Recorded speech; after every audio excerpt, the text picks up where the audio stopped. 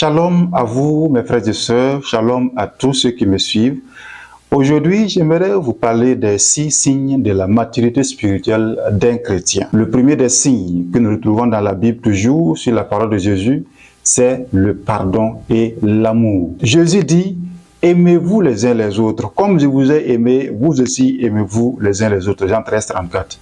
Ainsi, c'est dans l'amour que le monde saura que vous êtes de moi. C'est-à-dire, celui qui ne manifeste pas l'amour n'est pas de Dieu. Le premier signe de maturité d'un chrétien, c'est celui qui sait pardonner et celui qui aime même ceux qui l'offensent. J'entends souvent certaines personnes dire, je ne vais jamais lui pardonner jusqu'à la mort. Et quand vous entendez quelqu'un comme ça, c'est que la personne a encore un bébé spirituel, la personne a encore un épioche. Parce qu'un chrétien qui ne pardonne pas n'a pas connu Dieu. Au fond du péché, Dieu l'a pardonné. Qui es-tu pour ne pas pardonner? Ne sois pas comme le serviteur impitoyable. Certaines personnes font le bien, qui rendent visite à ceux qui les rendent visite, qui aident ceux qui les aident. Vous ne faites pas mieux que les infidèles, dit la Bible, car eux aussi font autant. Le deuxième signe, c'est le dédain au péché. Un chrétien qui ne hait pas le péché n'est pas mature. C'est le premier des signes. La présence de Dieu chasse les ténèbres. C'est-à-dire la parole de Dieu qui est la lumière, quand ça vient dans ta vie, ça chasse les ténèbres. C'est-à-dire toi-même tu refuses. Pas que quelqu'un va venir te mettre une loi, non, interdit de faire ça.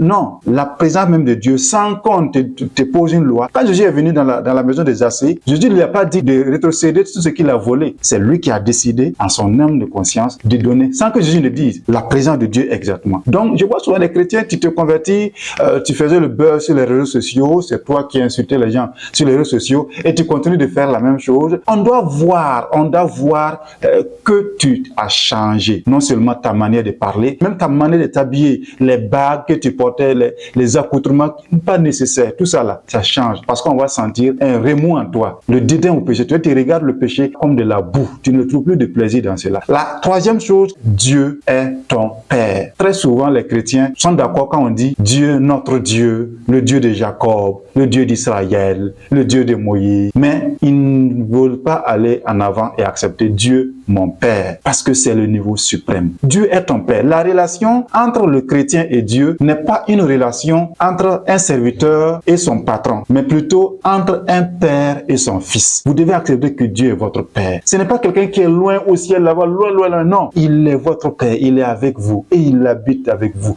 Quand vous vous adressez à Dieu, ne criez pas, non, il est votre Père. Dis, Papa, mon Père. Dans la vie même de Jésus, que Jésus a donné dans Matthieu 6, nous voyons qu'il a commencé par dire, notre Père qui est aux cieux. Acceptez que Dieu est votre Père. Mais le chrétien immature pense que Dieu est loin, il pense que c'est quand il crie beaucoup que Dieu l'entend, il pense que c'est quand il souffre que Dieu l'aime. D'autres même parlent d'esclaves, que nous sommes des esclaves de Dieu. Nous ne sommes pas des esclaves, nous sommes des enfants de Dieu. La quatrième chose, c'est l'assurance de ton salut. Il y a des chrétiens qui pensent que leur salut sera déterminé le jour de leur mort. C'est quand ils vont mourir qu'on va voir, s'ils vont aller au paradis, ils vont aller en enfer, et là on va peser. Il n'y a pas une balance au ciel, on ne va rien peser. C'est maintenant que tu dois être sûr de ton salut. C'est maintenant. Un chrétien, quelqu'un qui naît de nouveau. Le premier des signes, c'est qu'il y a une joie indescriptible qui est dans la personne, le fait d'être sauvé. Vous voyez, quand les disciples sont allés, les 70, ils sont allés évangéliser, ils ont chassé les démons et tout. Quand ils sont venus rapporter ça à Jésus, Jésus leur dit, réjouissez-vous plutôt parce que vos noms sont écrits dans les cieux.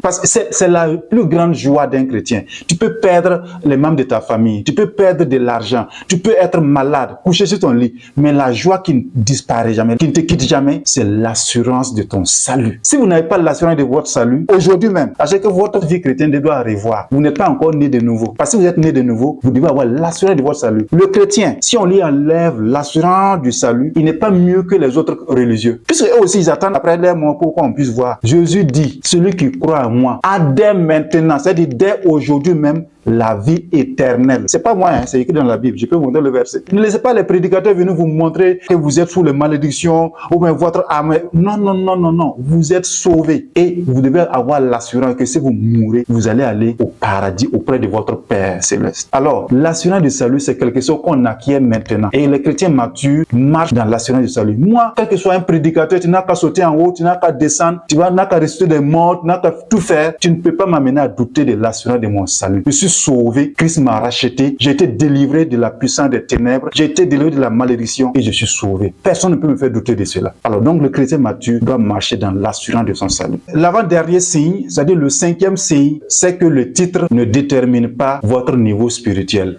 Très souvent, nous pensons que le pasteur, le grand chantre, l'évangéliste, il est plus proche de Dieu ou bien il est plus spirituel que vous. Non, la sainteté n'a rien à voir avec le titre. Si vous n'avez pas acquis ça, vous allez être triste, vous allez tomber dans la dépression, ou même certains vont abandonner la foi juste parce qu'ils ont vu un grand homme de Dieu tomber, ou un grand homme de Dieu mentir, ou un grand homme de Dieu, ou un évangéliste faire ça. Votre foi est personnelle. Et les hommes de Dieu que vous voyez, ils ont les mêmes faiblesses que vous. C'est-à-dire, ils ont les mêmes tares que vous. Ils sont des humains. Il y a des chantres qui ont composé des chants qui ont bouleversé le monde, qui ont restauré des vies, qui ont amené des gens à Christ. Mais quand vous regardez leur vie là, vous-même vous trouvez que vous vivez mieux qu'eux. Ils vivent dans la boue. Dieu se sert de tout le monde pour faire son œuvre. Mais la vie est personnelle. Voilà pourquoi vous allez voir des gens qui font des délivrances, qui prient et des gens sont guéris. Mais eux-mêmes, ils sont malades. Ils ont des malades dans leur famille. Pourquoi? Parce que le fait que Dieu les utilise ne les exonère pas. Ils sont soumis aux mêmes tentations que vous. Ils sont soumis aux mêmes faiblesses que vous. Donc, soyez indulgents envers eux. Parce qu'un homme, quel que soit son titre, le titre c'est quoi? C'est juste, on vient dire, voilà,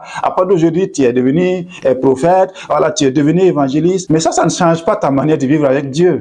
Tu restes le même. Tu es soumis aux mêmes faiblesses. Tu n'es même pire. Tu as plus de tentations même. Quelqu'un que vous admirez, tomber dans le péché. Mais cela ne doit pas vous ébranler. Cela ne doit pas vous décourager. David, le grand David, il est tombé dans le péché. Mais c'est pas pour autant que les Lévites qui étaient dans le sanctuaire et tous ils ont démissionné. Non, non, non. C'est David. Il n'est pas Dieu. L'homme de Dieu peut tromper. C'est pas lui Dieu. Votre modèle incontournable doit être Jésus-Christ. Sinon, tous les hommes de la Bible, ils ont fait des erreurs. Abraham, il a menti sur sa femme, que c'est sa sœur. Encore, il avait des concubines. Moïse, il a désobéi à Dieu. Vous prenez Élie, à cause d'une simple parole de Jézabel, il a poursuivi sa mission. Il a demandé la mort. Vous prenez tous les hommes de Dieu que vous allez, même dans le Nouveau Testament. Pierre, l'indécis, tous les hommes ont des faiblesses. Donc, le titre ne détermine pas le niveau spirituel. Si vous acceptez ça, vous êtes un chrétien mature et la faiblesse d'un homme de Dieu ou d'un serviteur de Dieu ne va pas vous amener à abandonner la foi. Vous allez rester toujours intact. La sixième et dernière chose, c'est que votre foi ne doit pas être basée sur les prophéties, les délivrances, les semaines de prière, mais sur la parole. La chose qui plaît à Dieu, c'est votre foi. Et votre foi vient d'où? De la parole de Dieu. C'est la seule chose. C'est bien les prophéties, c'est bien les délivrances, mais on ne vit pas de ça. C'est-à-dire un chrétien qui vit souvent, ah, qu'est-ce que les prophètes ont dit? Ah, qu'est-ce qu'on m'a encore dit? Qu'est-ce qu'on a prophétisé sur moi? C'est un chrétien népios, c'est un chrétien encore bébé. Vous avez besoin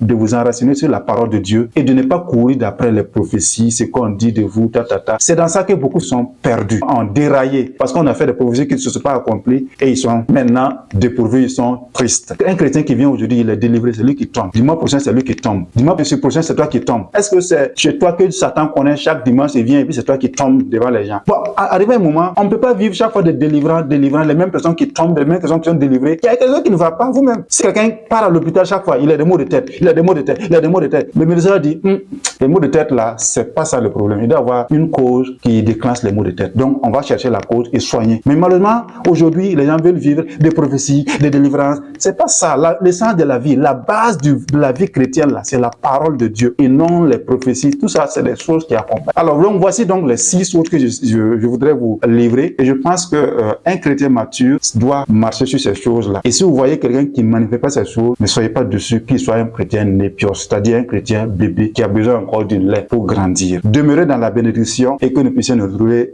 prochainement pour une nouvelle vidéo. Shalom à vous.